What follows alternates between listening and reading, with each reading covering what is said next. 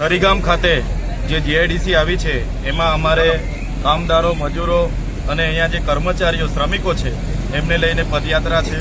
અમારી માગણી છે કે જ્યારે આ જીઆઈડીસી આવી ત્યારે અમારા મૂળ લોકોની જમીનો એમાં લેવામાં આવી।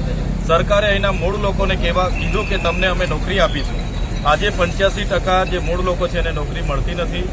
જે લોકોને થોડા ઘણા અંશે નોકરી મળે છે એ લોકોને પણ કાયમી કરવામાં આવતા નથી।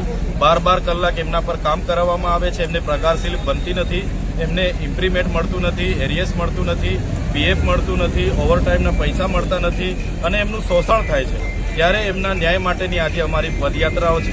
સાથે સાથે અમે સરકારને કહેવા માંગીએ છીએ, એક બાજુ સરકાર મિનિમમ વેજીસનો પરિપત્ર બહાર પાડે છે અને આ જીઆઈડીસીના કારખાના માલિકો, કંપની માલિકો સરકારનું પણ માનતી નથી। ત્યારે એ મુદ્દાને લઈને આજે અમારી પરિપત્ર છે। જો સરકારના પરિપત્રનો અમલ આ લોકો નહીં કરશે, આવનારા દિવસોમાં તમામ કંપનીઓ પર જઈને અમે જનતા રેડ કરીશું।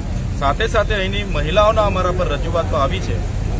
અહીંના કેટલાક નેતાઓ જે અહીંના મૂળ માલિકો છે, 3-3, 4-4 પેઢીથી પોતાનું ઘર છે, ઘર વેરો ભરે છે, વીજળી વેરો ભરે છે, પાણી વેરો ભરે છે, એવા લોકોને નોટિસો અપાવી રહ્યા છે। તમે મૂળ લોકો પર જમીનો લીધી અને હવે પાછા આદિવાસીના મતે ચૂંટાઈને આદિવાસીઓ પર નોટિસો તમે આપો છો।